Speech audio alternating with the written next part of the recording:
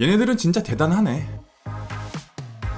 빌런입니다. 이번에 리뷰할 시계는 만 스카이마스터의 후속작 마크3 MCT입니다. 이 리뷰는 만으로부터의 광고 영상입니다. 광고 영상의 특성상 좋은 점을 과하게 강조하거나 단점을 지나치게 드러내면 리뷰의 감정의 기복이 큰 폭으로 들어가면 리뷰의 목적과는 반대로 가는 경우를 종종 봐왔습니다. 그래서 되게 조심스러웠던 것 같아요. 기본적으로 팬층이 두텁지 않고 수많은 마이크로 브랜드가 보여왔던 좋지 않은 편견까지 지고 가야 하는 마블 리브는 항상 더 냉정했습니다. 이번 리뷰도 마찬가지일 거고요. 그런데 이 시계는 광고 리뷰에 대한 냉정한 스탠스를 유지하더라도 이건 확실하게 말하고 가야 할 것 같습니다. 이 크로노래프는 디자인적인 호불호, 브랜드 파워 같은 시계 외적인 부분을 제외하고 빌드 퀄리티 영역에서는 흠을 잡아내지 못했습니다. 하지만 시계의 빌드 퀄리티가 시계의 가치를 전부 대변하는 것은 결코 아니기 때문에 구매를 결정하는 곳까지 도달하기 위해서는 넘어서야 할 난관들이 존재합니다. 이것부터 하나씩 짚고 넘어갈게요. 시계가 아닌 브랜드 얘기를 해보겠습니다. 리뷰어 입장이 아니라 애호가 입장으로 만이라는 브랜드를 바라보면 아쉽게 느껴지는 점이 하나 있어요. 보통 시계 브랜드들이 자신들의 신모델 홍보를 위해서 카운트다운을 시작하죠. 띠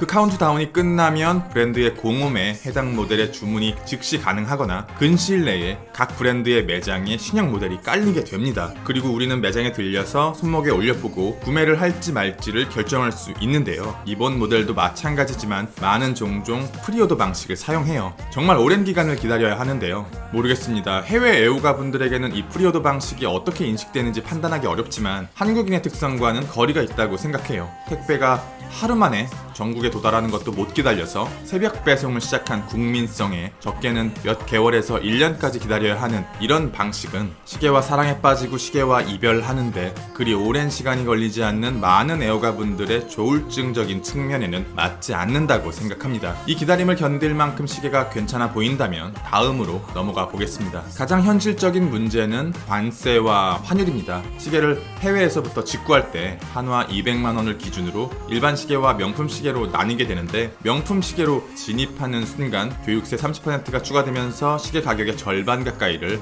관세로 추가 납부해야 합니다. 그런데 지금은 굉장한 고환율의 시대라 어느 정도 퀄리티가 보장되는 시계들은 200만 원을 넘어가는 경우가 많고 시계 가격에 관세까지 포함된다면 꽤 부담스럽게 다가와요. 마지막으로 넘어야 할 것은 브랜드 가치입니다. 우리는 시계를 구매할 때 단순히 시계의 완성도 하나만을 바라보지 않습니다. 롤렉스나 AP, PP 같은 럭셔리나 하이엔드 브랜드에는 분명히 필요 이상의 브랜드 가치를 지불해야 해요. 이미 대중들에게 널리 알려져 있으며 상대적으로 저렴한 메이저 브랜드들, 브랜드 가치가 상대적으로 큰 비중을 차지한다고 말할 수는 없지만 그래도 마이크로 브랜드와는 비교할 수 없는 인지도를 갖고 있습니다. 마이크로 브랜드가 이런 브랜드 가치를 갖추려면 정말 오랜 시간 동안 많은 것들을 보여주거나 그 시계의 매력이 브랜드 이상의 가치를 줄 수 있어야 합니다. 시계를 바라보겠습니다. 작고 얇은데 저렴한 크로노래프, 현실적으로 이런 조건의 크로노래프 대안이 되게 협소하다는 것은 이미 너무 많이 말씀드렸어요. 에타 2894의 크로노 모듈을 올린 태그 호이어가 칼리버 17로 이 조건을 충족시킨 크로노래프의 가능성을 보여주긴 했었지만 태생적인 불안정성 때문인지 아니면 다른 이유가 있는지 현재 이 방식의 무브먼트를 사용하는 브랜드는 제가 알기로 거의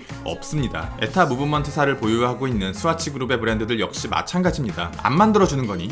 못 만들어주는 거니? 브랜드들 간의 체면을 살려주기 위해서 안 해주고 있는 건지 작고 얇으면서 튼튼한 크로노그래프를 보급형 무브먼트로 뽑아낼 수 있는 기술력의 부재 때문인지는 모르겠지만 그들이 만들어내는 크로노래프들은 여전히 크고 두껍습니다. 점점 더 크고 무거운 시계들이 외면받고 있는 시대이기 때문에 시계 브랜드들은 너나 할 거 없이 셀프 와인딩에서 핸드 와인딩 무브먼트로 눈을 돌리기 시작했습니다. 크라운을 주기적으로 감아줘야 한다는 불편함이 있지만 안정적이면서 작고 얇은 두께의 크로노래프를 구현할 수 있게 되었습니다. 시계 첫인상은 조금 특별했어요. 얘네들 미쳤는데?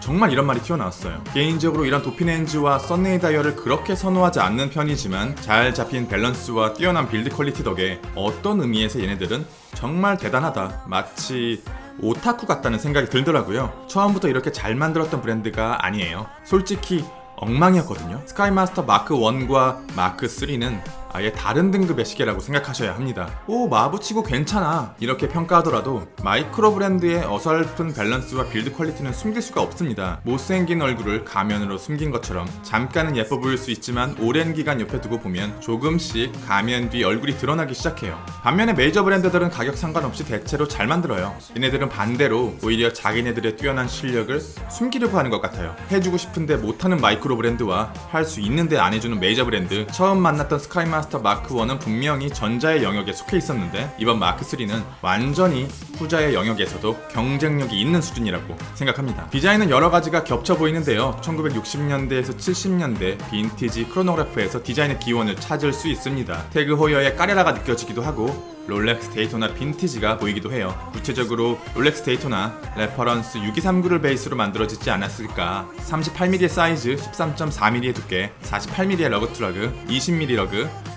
135g, 아주 고운 블랙 썬네이 다이얼의 빈티지한 도핀 핸즈, 폴 뉴먼의 데이토나 다이얼처럼 다이얼과 서브 다이얼 사이에는 얇은 다이얼이 하나 더 존재해서 입체감을 주고, 베젤은 정면은 샌드블라스트, 측면은 폴리싱 처리된 아주 묵직한 스틸 소재, 그리고 이 베젤을 따라서 아주 약한 곡률의 도명 사파이어 글래스가 다이얼을 덮고 있어요. 태그 호이어의 까레라의 케이스와 오메가의 트위스티드 케이스를 아주 오묘하게 섞어 놓으면서 단단하면서 섹시한 느낌을 둘 다 가지고 있는데요. 생각보다 러그가 긴 편이라 걱정했지만 다행히 엔드링크가 러그 바깥쪽으로 넘어가진 않습니다. 깨끗한 펫싯과 균일한 브러싱 마감, 미드케이스 정중앙에 자리 잡은 크로노 푸셔와 시계의 두께를 아주 이상적인 비율로 베젤과 케이스백으로 숨겨놨고, 시계 전체의 무게가 비교적 가벼운 편이라 육안으로 볼 때의 두께감과 손목 위에서의 착용감은 정말 좋은 편입니다. 무브먼트는 셀리타 SW510MB 로터가 없는 핸드 와인딩 무브먼트고요. 시스루백을 통해서 무브먼트 내부를 볼 수 있지만 거대한 플레이트가 무브먼트의 대부분을 가리고 있어서 그렇게 볼만한 매력이 있는 무브먼트는 아니라고 생각합니다. 범용 무브먼트는 가격과 성능에 따라 4가지 등급으로 나눠지는데, 에타 무브먼트는 베이스, 엘라보레, 탑, 크로노미터, 셀리타 무브먼트는 스탠다드, 스페셜, 프리미엄, 크로노미터. 여기서 말하는 탑 등급은 셀리타 무브먼트의 프리미엄 등급을 말하는 것 같습니다. 프리미엄 등급의 크로노 무브먼트를 사용하는 마이크로 브랜드가 거의 없어서 경험해보신 분들은 많지 않을 거라고 생각되는데, 크라우니 핸즈를 꽉 잡아주는 건 당연하고 특히 와인딩감이 크로노그래프 전문 브랜드의 와인딩감 수준으로 매력적입니다. 63시간의 긴 파워 리저브에 무려 5가지 포지션에서 오차가 조정되었고, 심장부에는 무브먼트에 가해지는 충격을 분산시켜주는 잉카블럭 쇼크 프로텍션이 밸런스 휠 중심부를 감싸고 있습니다. 주빌리 브레이슬릿입니다. 살짝 어설픈 첫 번째 엔드링크와 버클을 제외한다면 신형 오메가 스피드마스터 브레이슬릿 빌드 퀄리티에 준한다고 말씀드릴 수 있어요. 말도 안 된다고 생각하시는 분들이 많을 것 같은데 실물을 실제로 보시면 아마 수긍하실 겁니다. 핀 방식은 스크류 방식으로 개선되었고, 굉장히 작고 귀여운 버터플라이 방식의 버클이 브레이슬릿을 생각보다 강하게 잡아줘요. 어떻습니까? 구독자님들은 이 마이크로 브랜드의 이 크로노그래프에 240만원을 지불할 생각이 있으십니까? 리뷰는 여기까지. 빌런이었습니다. 감사합니다.